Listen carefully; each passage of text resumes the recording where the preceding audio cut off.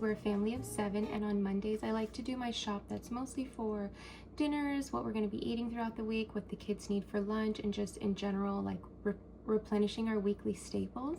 And then on Fridays I like to shop again to replenish all of our fresh goods like fruits and berries and things like that, because the kids obviously, like, my kids run through fruit almost immediately, so by Friday we need to re-up on all of our produce.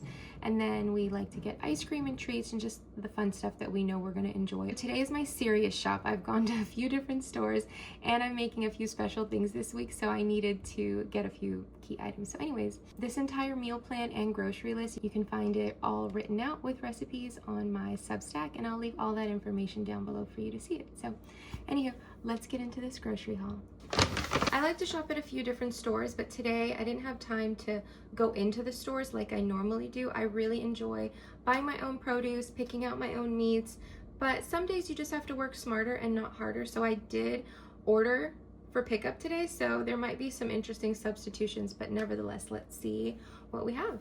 Lemons. I use lemons in my water and in a lot of my cooking, so I always need lemons. Kiwi, avocados. I don't know about anybody else, but these cuties never last amongst my cuties, and they were, I think, like $2 if you bought 3. So of course I just went ahead and bought 3, and I can guarantee you this will not even make it to the end of the week. Roma tomato, corn, white onion. We have some bars and snacks for the kids. It's ultimately my wish to be able to just make some bars and snacks for the kids to be able to just grab and go, but part of knowing how to work smarter and not harder is just knowing that I don't have time for that right now. So sometimes I just get a couple of snacks for the pantry. My husband really loves this andouille sausage. He uses it in his breakfast with his eggs and sautés it with onions and peppers. I always have to have a side of cold crunch, so we always have lettuce.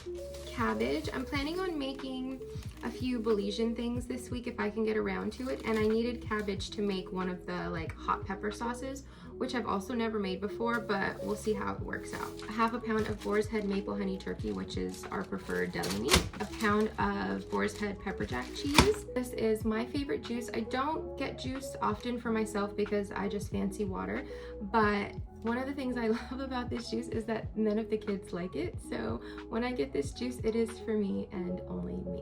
Condensed milk. This is the only thing that my husband uses in his morning coffee. Sugar. We just needed to replace some of our pantry staples, so I got some sugar, some chocolate chips, because I'm hoping that I can get around to making chocolate chip cookies just for the kids to have this week. There's always a Snickers in the fridge, and it is always for me. More snacks, Sun Chips, Pirate Booty, 1 jalapeno, sausage. This is the only sausage that my most selective eater likes, and so that's why we get this. Crackers, lots of bananas because the boys enjoy a lot of bananas.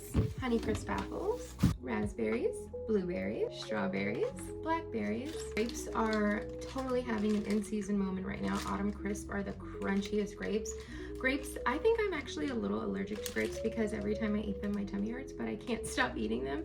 And my latest hyperfixation is adding them to steak and kale salads. Whoa, so good. We have stew chicken at least once a week, so it's nice for us to have some fried plantain on the side.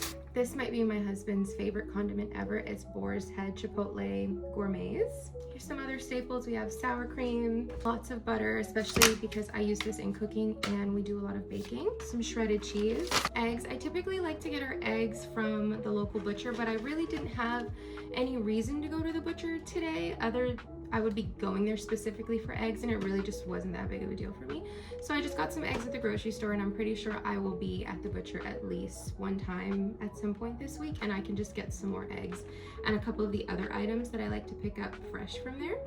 If you happen to be familiar with some of my other work on the other app, then you know we eat a lot of turkey sandwiches in this family, and this is the best, fluffiest, yummiest bread for sandwiches. So we eat a lot of this. Tortillas for tortilla pizzas, quesadillas, all things. We keep tortillas on hand like we keep bread on hand, so we always need a lot of tortillas. I'm making Peruvian lomo saltado. You have to tell me if I'm saying that one right, but I'm gonna make it, and I read that this is what makes it really authentic. This is the ají amarillo.